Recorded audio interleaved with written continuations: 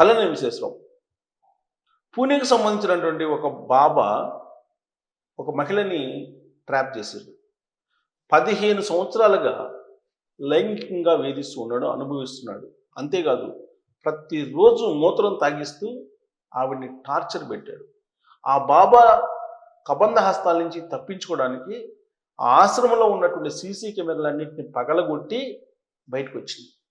బయటకు వచ్చి వాళ్ళ పేరెంట్స్కి చెప్తే వాళ్ళ పేరెంట్స్ పోలీస్ కేసు పెట్టారు. ఆ బాబాని అరెస్ట్ చేశారు. అక్కడ ఉన్నటువంటి కంప్యూటర్స్ని, హార్డ్ డిస్క్స్ని, సీసీ కెమెరాలని అన్నింటినీ స్వాధీనం చేసుకొని ఇప్పుడు విచారిస్తూ ఉన్నారు. ఆయన్ని, ఆ బాబాని, ఆ బాబా అనుచరుణ్ణి, మరొక 6 మహిళల్ని మొత్తాన్ని తీసుకెళ్లి జైల్లో పెట్టారు. 15 ఏళ్లుగా ఒక యువతిని మూత్రం తాగిస్తూ ప్రతిరోజు లైంగికంగా వేధిస్తున్నాడంటే ఇతన్ని బాబా అనాలా, ఇంకేమన్నా అనాలా? ఒకప్పుడు మనం డేరా బాబా మాట విన్నాం. ఆ డేరా బాబా వ్యవహారం కూడా ఏదైనా బయటకు వచ్చింది. ఇప్పుడు కొత్తగా పూణే డేరా బయటకు వచ్చాడు. ఈ పూణే డేరా చేస్తున్నటువంటి కార్యక్రమాలు ఇప్పుడు పోలీసులు బయటకు తీస్తున్నారు. ఈ దొంగ బాబా పేరు ఏంటంటే రాధామోహన్.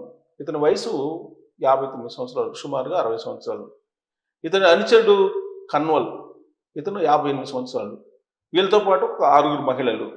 వీళ్ళు ఆశ్రమంలో వచ్చినటువంటి మహిళల్ని లోబర్చుకోవటం, ఎంజాయ్ చేయటం ఇవన్నీ చేస్తూ ఉన్నారు.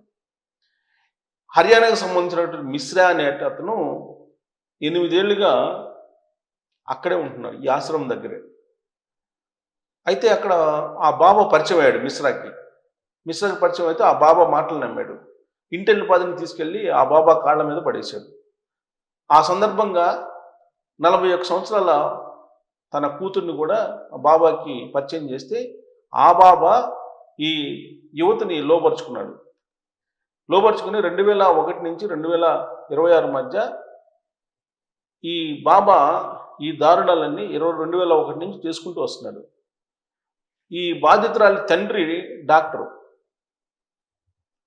పరిచయం అయ్యి ఆ కుటుంబాన్ని మొత్తం పరిచయం చేయడంతో ఆ డాక్టర్ కుమార్తె మీద ఈ బాబాకి మనసు పడింది, లోపరుచుకున్నాడు.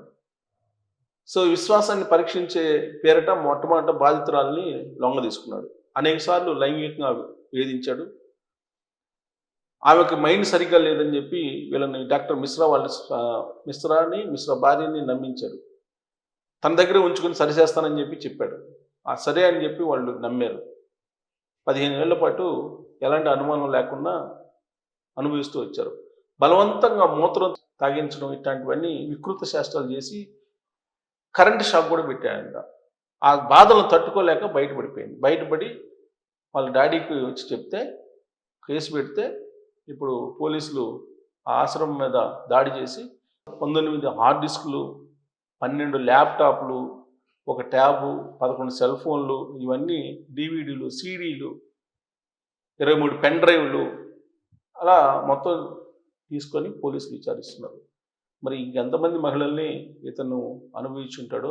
ఇట్లాంటి బాబాలు మరి బయటపడుతూ ఉంటే ఎంతమంది మహిళలు. ఈ మధ్యనే ఒక అతను మొత్తం హీలింగ్ చేసేసి కొంతమంది మహిళల్ని ఏ విధంగా చేశారో మనం చూసాం. మహారాష్ట్ర మహిళా చైర్పర్సన్ కూడా ఆ జాబితాలో ఉన్నట్టు న్యూస్ వచ్చింది అప్పట్లో. సో ఇలా ఉత్తర భారతదేశంలో బాబాలు అరాచక శక్తుల్లాగా ఉన్నారు. మరి వీళ్ళని ఏమనాలి అనే దాని మీద కామెంట్ చేయొచ్చు. Thank you.